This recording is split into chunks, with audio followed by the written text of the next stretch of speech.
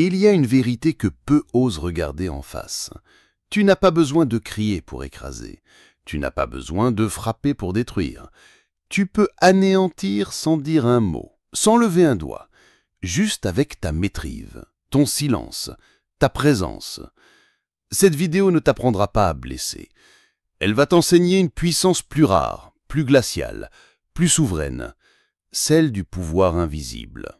Machiavel le savait, l'ombre est parfois plus tranchante que l'épée. Prépare-toi, tu vas traverser cette porte. 7 principes qui désarment, sans laisser de traces. La première arme, c'est l'oubli, mais pas l'oubli passif. L'effacement progressif, celui qui ressemble à de la distance, mais qui est en réalité une stratégie précise. Tu ne contestes rien, tu ne t'opposes pas, tu retires doucement ce qui donne de la consistance à l'autre, ton regard, ton attention, ta réaction. Imagine un homme adulé au sommet d'un groupe. Tout le monde rit à ses blagues. Il se croit essentiel. Mais un jour, sans prévenir, les regards se tournent ailleurs. Les réponses deviennent plus lentes. On oublie de l'inviter. Rien n'est dit, mais tout change. Et lui, chaque jour s'accroche à son rôle qui se dissout. C'est ça, l'érosion silencieuse. Tu retires ton reflet, et l'autre ne se voit plus. L'humain a besoin de confirmation. Il existe dans les yeux de ceux qui l'entourent. Tu coupes ce miroir, et il disparaît, lentement, sans se plaindre, car il ne sait même pas ce qui l'a tué. Machiavel écrivait « On peut priver un homme de son pouvoir simplement en cessant de lui donner une scène. » L'arme suivante est plus subtile. Tu ne fais pas de mal. Tu laisses l'autre se faire mal tout seul. Tu ne dis rien, tu réponds en décalé, tu regardes sans valider, tu restes mystérieux quand il s'attend à une clarté. Et dans ce flou, l'autre commence à projeter. Tu deviens une énigme qui ne rassure pas. Exemple, un collègue demande ton avis sur son idée. Tu souris à moitié, tu hoches légèrement la tête, mais tu ne dis rien. Il s'interroge. Est-ce que tu approuves? Est-ce que tu te moques? Tu ne confirmes pas. Et c'est là que tout commence. Le cerveau humain déteste les vides. Il les comble, et souvent avec des cauchemars. Chaque silence devient une suspicion, chaque nuance un poison. Et plus il cherche la vérité, plus il s'épuise à se battre contre des ombres que tu n'as jamais dessinées. L'indifférence ciblée est plus douloureuse que l'insulte. Tu n'ignores pas tout, tu ignores seulement ce qui compte. Tu réagis à tout le monde, sauf à lui. Tu félicites les autres, tu encourages les autres, lui, tu l'oublies. Tu ne combats pas, tu ne punis pas, tu le laisses sécher. Imagine une salle où tout le monde est entendu, sauf une personne. Elle parle, personne ne répond. Elle sourit, personne ne rit. Elle existe encore, mais dans le vide. L'être humain est conçu pour provoquer une réaction, même négative. L'absence de réaction est une agonie lente. Et plus il insiste, plus tu restes neutre. Et ce contraste devient un miroir de sa non-importance. Tu n'as rien besoin de dire, tu n'as qu'à voir, et voir profondément. Tu deviens ce miroir qui renvoie les failles. Tu ne critiques pas, tu observes. Tu laisses l'autre parler, jusqu'à ce qu'il se sente mis à nu, jusqu'à ce qu'il réalise que ses justifications ne tiennent plus. Imagine un enfant qui ment. Tu ne dis rien, tu le regardes avec un calme bienveillant. Il finit par s'effondrer, incapable de soutenir ce regard. Les mots ne déstabilisent pas autant que la vérité qu'on devine dans tes yeux. Dans un monde pressé, celui qui sait attendre détient tout le pouvoir. Tu ne réagis pas, tu observes. Tu laisses l'autre s'agiter. Il veut que tu entres dans le combat. Tu refuses. Tu restes dans ton axe. Et à force, il s'épuise. Il s'agite face à un mur. Et ce mur, c'est ta paix. Machiavel le disait, le temps révèle tout, même la vérité des intentions. Tu ne fais rien, et c'est ce rien qui l'écrase. Tu ne fais pas semblant, tu es détaché, et ce détachement devient ta norme. L'autre attend une émotion, une faille, une réaction. Il n'aura rien. Jour après jour, tu restes égal, indifférent. Et ce climat l'étouffe, pas parce qu'il est dur, mais parce qu'il est permanent. La haine est une forme d'attention. Le détachement, lui, est un abandon absolu. Et dans ce climat sec, l'ego se craquelle. L'autre se demande s'il compte encore, s'il a jamais compté. Et cette question est plus destructrice que toutes les critiques du monde. Tu ne varies pas, tu restes le même, et c'est ça ton arme la plus tranchante. L'autre essaye tout, la flatterie, la colère, la séduction, la menace. Rien ne fait bouger. Tu es une ligne droite, il ne peut plus jouer, car pour jouer, il faut un partenaire. Le pouvoir le plus rare, c'est celui qu'on exerce sans effort, par répétition, par présence, par constance. Et à force de se heurter à ta stabilité, son ego tombe. Il comprend qu'il n'a jamais eu de pouvoir sur toi. Il se dissolvait lentement dans ton absence de variation. On croit souvent que se retirer, c'est fuir. Mais dans l'art du pouvoir invisible, le retrait est une frappe chirurgicale. Ce n'est pas un départ affecté. Ce n'est pas une fuite blessée. C'est un choix, un effacement volontaire, maîtrisé. Imagine deux rois. L'un monte sur le champ de bataille, l'autre fait simplement retirer ses troupes. Le premier croit avoir gagné, mais sans combat, sans guerre. Il n'a plus d'utilité, il n'a plus de cible. Il s'effondre, sans comprendre. Tu ne participes plus, tu ne nourris plus. Et c'est dans cette absence que tu désarmes. Idée visuelle, une scène de théâtre vide. Le public attend, mais l'acteur principal a quitté la scène. Sans bruit.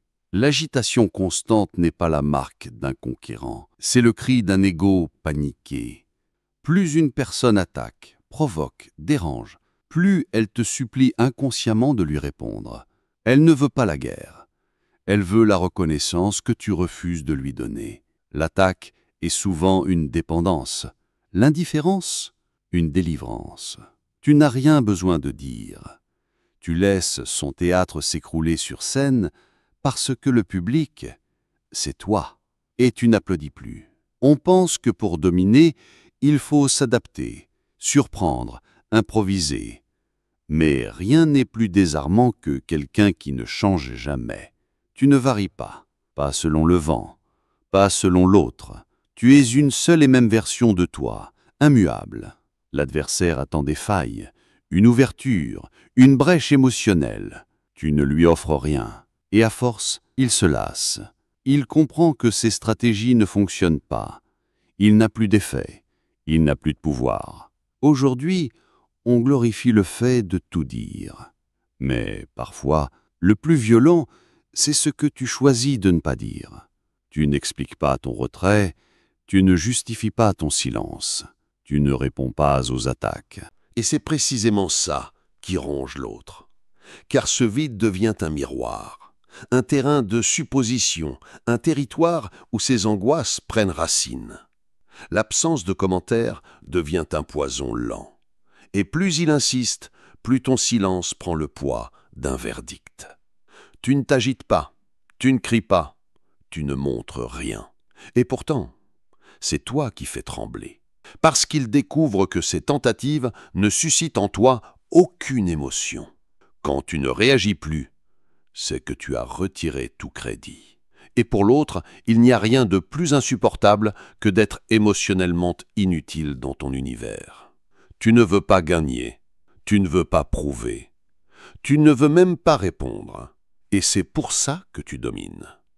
L'autre se bat pour garder une place, pour briller, pour exister dans ton esprit. Mais toi, tu es ailleurs, détaché, souverain. Il n'a pas de prise.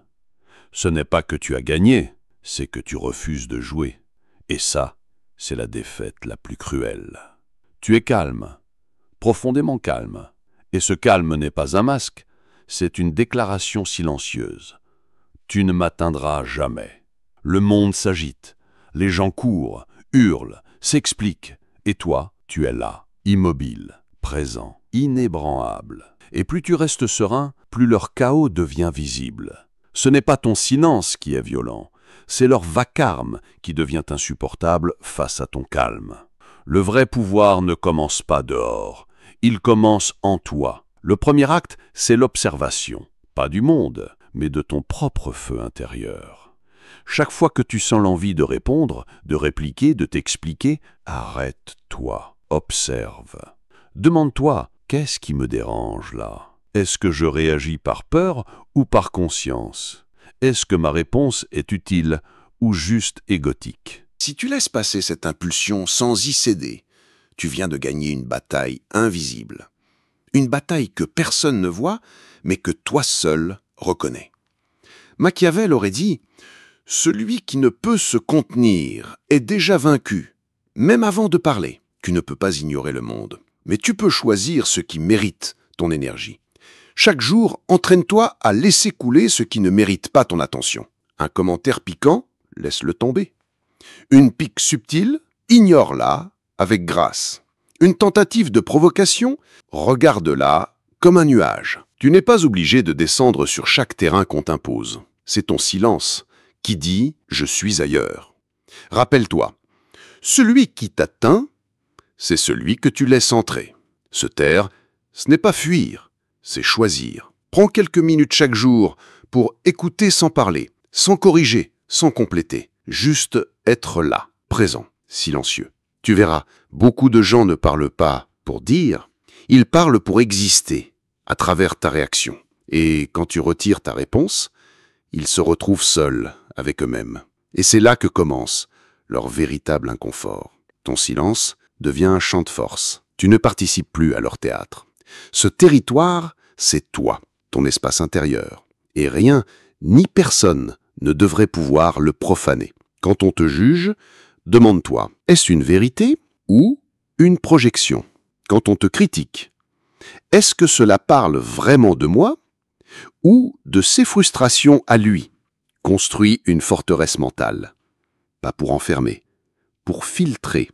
Ce qui ne t'appartient pas, tu le laisses au seuil. Le pouvoir silencieux, c'est aussi ça. Refuser l'invasion mentale. Ne réponds pas à chaud. Jamais. Laisse refroidir le feu.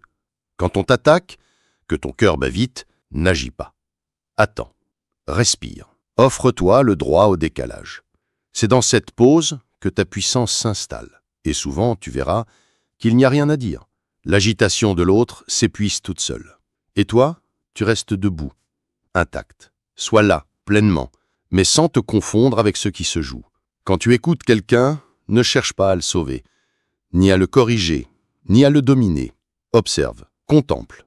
Ta présence devient un écho neutre, et dans ce silence, l'autre se révèle à lui-même. Tu n'as plus besoin d'être compris, ni d'être approuvé. Tu n'as même plus besoin de gagner. Tu acceptes que parfois, il n'y ait rien à dire, rien à prouver, rien à conquérir. Et c'est là que tu trouves la paix, une paix nue, intouchable. Le silence n'est pas un manque, c'est une liberté. Et c'est la chose la plus rare dans ce monde obsédé par la réaction.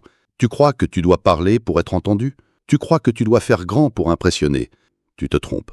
Dans l'art du pouvoir silencieux, chaque geste minimal devient signifiant.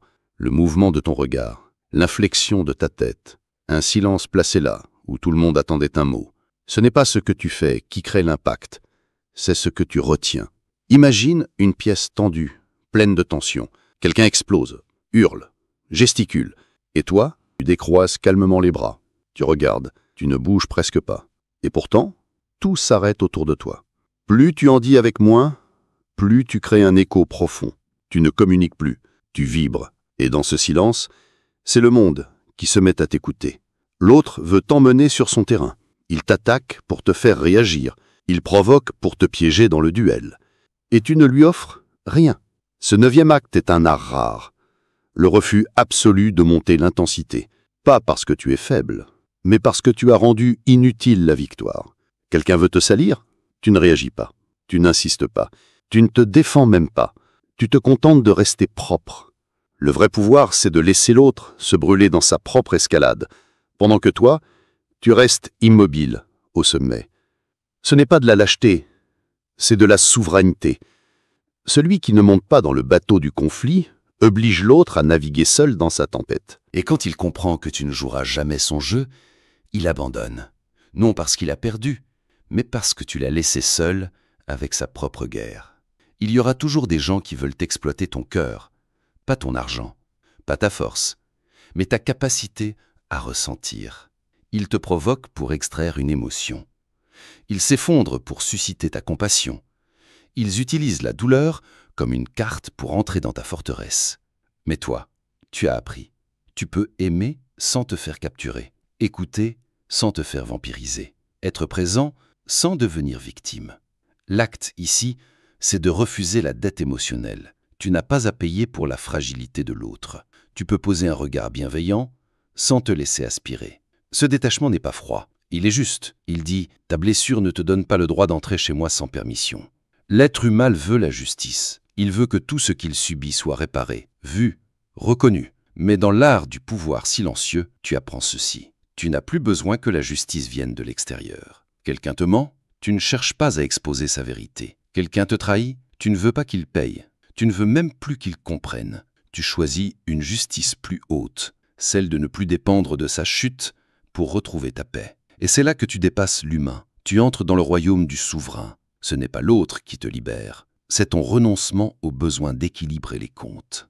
Tu as été élevé pour protéger ton image. Sois fort, sois respecté, sois aimé. Montre que tu maîtrises. Prouve que tu vaux quelque chose. Mais à ce niveau du pouvoir silencieux, tu fais quelque chose d'impensable pour l'ego. Tu lâches l'image. Tu acceptes d'être mal compris, mal perçu, sous-estimé, même rejeté. Parce que tu sais que ta valeur ne dépend plus de la perception extérieure. Tu n'as pas besoin qu'ils sachent que tu as raison. Tu n'as pas besoin qu'ils te reconnaissent. Tu n'es plus dans l'image, tu es dans l'essence. Et c'est dans cette indifférence sacrée, cette paix sans spectateur, que ton pouvoir devient intouchable. Tu as arrêté de chercher la vengeance, tu ne veux plus de validation, tu ne joues plus au jeu du duel. Mais un besoin demeure, caché, silencieux, celui d'être vu comme celui qui a dépassé. Même ça, tu dois l'abandonner. Tu dois être capable d'évoluer sans témoin, d'être digne sans scène, de grandir sans qu'on sache que tu as grandi. Le dernier piège, c'est l'orgueil spirituel, le besoin d'être reconnu pour t'en être détaché. Mais lorsque tu laisses même ce besoin-là mourir, tu accèdes à un espace que rien ne peut te voler. Tu ne cherches plus à briller, tu es devenu lumière silencieuse. L'un des plus grands pouvoirs, c'est d'accepter que tout coexiste en toi. Le calme et la colère, l'ombre et la clarté, l'orgueil et l'humilité. Tu ne luttes plus contre tes failles. Tu les regardes avec lucidité et tu dis « oui, c'est encore là ». Et c'est ce « oui » intérieur qui fait tomber les dernières chaînes. Car tant que tu veux être parfait, tu restes fragile. Mais quand tu acceptes d'être pleinement humain, tu deviens imprenable. Machiavel aurait dit « L'homme le plus fort n'est pas celui qui a tué ses démons, mais celui qui les a invités à boire le thé sans leur laisser la clé de la maison. » Tu n'as plus besoin de parler pour être écouté. Tu n'as plus besoin de bouger pour être ressenti. Tu n'as plus besoin d'argumenter pour avoir raison. Tu entres dans une pièce, tu ne fais rien. Et pourtant, tout le monde sent que quelque chose a changé. Ce n'est pas de la prestance, ce n'est pas du charisme, c'est de la présence. Et la présence, c'est ce qu'il reste quand tous les rôles sont tombés, quand toutes les histoires sont mortes, quand il ne reste que toi dans ton axe. Le silence n'est plus une posture, c'est un rayonnement. Et ce rayonnement est tellement paisible qu'il devient inoubliable.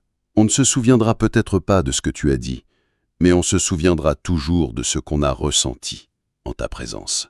Tu as appris à te taire devant les autres, mais te tais-tu aussi devant toi-même? Ce 16e acte, c'est celui de la lucidité totale. Pas celle que tu montres, celle que tu t'accordes quand il n'y a plus de public. Tu t'attrapes en flagrant délit des goûts blessés et tu souris.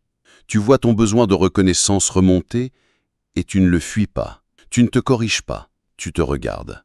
Entièrement, brutalement, tendrement. Car ce n'est que lorsque tu n'as plus besoin de te mentir à toi-même que plus rien dehors ne peut te manipuler. Tu n'es pas là pour changer les autres. Tu n'es pas là pour leur faire comprendre ce qu'ils t'ont fait. Tu n'es même plus là pour éveiller quiconque. Ce 17e acte, c'est celui de la désidentification du rôle. Tu n'es pas le sage, tu n'es pas le silencieux, tu n'es pas le plus conscient dans la pièce. Tu cesses de porter l'identité du dépassement. Tu es libre, même de l'idée d'être libre. Tu es en paix. même sans vouloir l'enseigner. Et là, une magie se produit.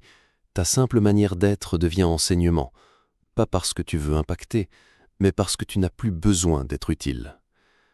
Tu as un passé, des blessures, des trahisons, des chutes, des résurrections, mais vient un moment où tout ça n'a plus à te définir. Tu n'es plus celui qui a souffert, tu n'es plus celui qui s'est relevé, tu n'es même plus celui qui a dépassé, tu es. Et dans cet être pur, sans étiquette, sans narration, tu deviens inclassable, libre, imprenable.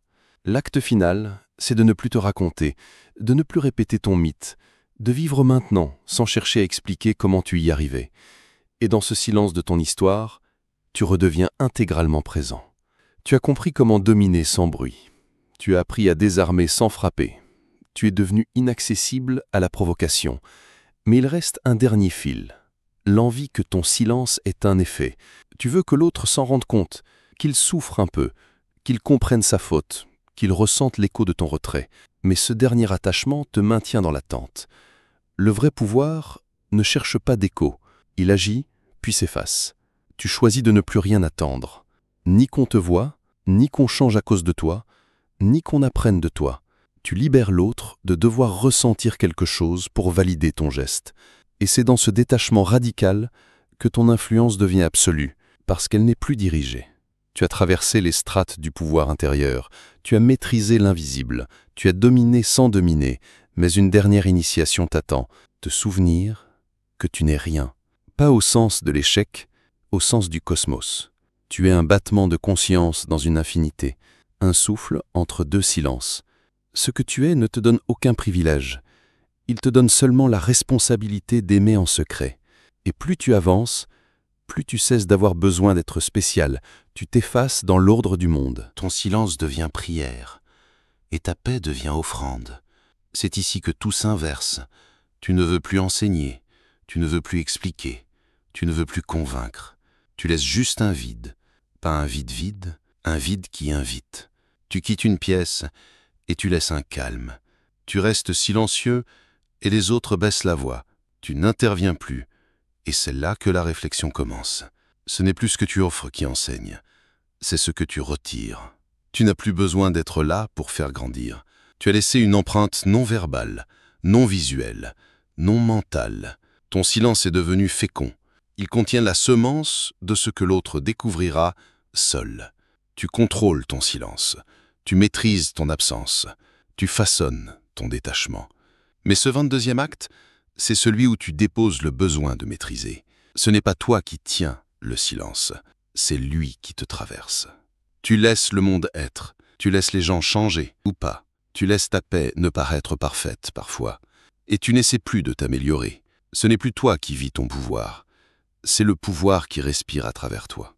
Et là, un retournement se produit. Tu bénis, pas avec des mots, pas avec des gestes, mais avec ta présence ouverte. Tu croises quelqu'un, tu ne cherches rien à lui prendre, tu ne veux rien corriger. Et pourtant, il sent quelque chose, un apaisement, une autorisation d'exister. Ce regard est un miroir sans menace, un espace où l'autre sent « je peux redevenir moi ». C'est ça, ton pouvoir ultime. Il ne brille pas, il guérit sans le vouloir. Mais à quoi bon tout ça si ton cœur est fermé? Ce 24e acte, c'est le retour, le plus simple, le plus doux, le plus humble. Tu reviens à l'intérieur, tu sens ce battement. Tu n'as plus rien à protéger, tu n'as plus rien à démontrer. Tu es là. Et c'est suffisant. Tu as traversé la guerre, les stratégies, les retraits, les miroirs, et tu as compris. Tout ça pour revenir à la tendresse la plus silencieuse. Ce n'est plus le silence du contrôle. C'est le silence de la présence ouverte, celle qui ne juge pas, celle qui ne compare pas, celle qui ne défend rien. C'est ça, la fin du chemin. Tu n'es plus le dominant, tu n'es plus le sage. Tu es le vivant. Mais ce 25e acte est une bascule. Tu laisses passer. Un compliment, tu ne le retiens pas. Une attaque, tu ne la retiens pas. Un doute, tu le traverses sans le nourrir. Tu deviens un ciel. Pas un mur, pas un bouclier, un ciel. Tu ne fais plus barrage, tu n'absorbes plus, tu ne transformes plus. Tu laisses vivre, tu laisses mourir. Et dans cette circulation, Tu redeviens neutre, fluide, pur. Tu crois être celui qui tient bon, celui qui observe, celui qui ne parle pas, mais tu es encore quelqu'un. Tu es encore celui qui a compris. Et ce personnage, même silencieux, est encore une fiction. Ce 26e acte, c'est le relâchement du besoin d'être quelqu'un, même un sage, même un fort. Tu n'es plus une version, tu n'es plus une posture, tu es une présence vivante sans contour. Quand tu ne portes plus aucun rôle, même celui du silencieux, tu atteins un état, l'informe souverain. Et maintenant, tu arrives à la dernière porte. Ce n'est pas la fin du chemin, c'est la fin du marcheur. Tu n'as plus besoin d'être vu. Tu n'as plus besoin d'exister dans la conscience des autres. Tu n'as même plus besoin d'avoir un impact. Tu t'autorises à disparaître. Pas socialement, pas extérieurement, mais énergétiquement. Tu retires ton champ. Tu deviens imperceptible. Tu ne pèses plus dans la pièce. Et dans cette disparition, quelque chose de grand naît. Tu ne domines plus. Tu enlaces l'existence. Tu laisses faire le réel et il s'ordonne tout seul. Tu es là, et ta seule absence d'agitation devient l'ordre naturel du monde. Tout au long de ton chemin, tu as laissé des empreintes. Même dans ton silence, il y avait une signature, un style, une vibration, une manière. Mais ce 28e acte est un effacement, volontaire, sacré. Tu ne veux même plus qu'on sache que tu étais là. Tu retires ton besoin d'inspirer. Tu retires ton besoin d'ouvrir des consciences. Tu retires ta marque. Tu n'écris plus dans le sable. Tu souffles doucement pour que rien ne reste. Et dans cette absence d'héritage, tu entres dans le non nommé. Tu ne veux plus être un exemple. Tu veux juste disparaître sans bruit dans le réel. Tu ne fais plus de séparation. Il n'y a plus toi et l'autre. Il n'y a plus le monde et ton silence. Ce 29e acte, c'est la fusion. Tu n'es plus distinct de l'instant. Tu ne cherches plus à agir sur quoi que ce soit. Tu deviens le vent qui passe, l'arrière-plan de toute scène, le témoin sans angle.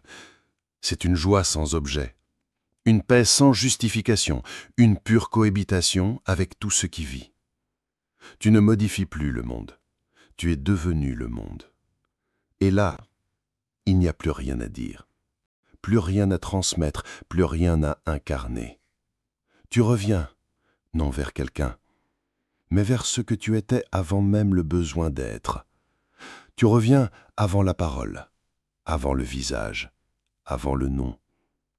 C'est un silence qui n'est plus un outil, mais l'essence même de ce que tu es. Tu redeviens source. Et ce silence n'est plus vide. Il est pleine présence, pleine lumière, pleine vie, sans intention. Tu n'as plus besoin d'être reconnu. Tu es ce qui reconnaît tout. Tu n'as plus besoin de comprendre. Tu es ce qui contient tous les paradoxes. Tu n'as plus besoin de paix. Tu es la paix.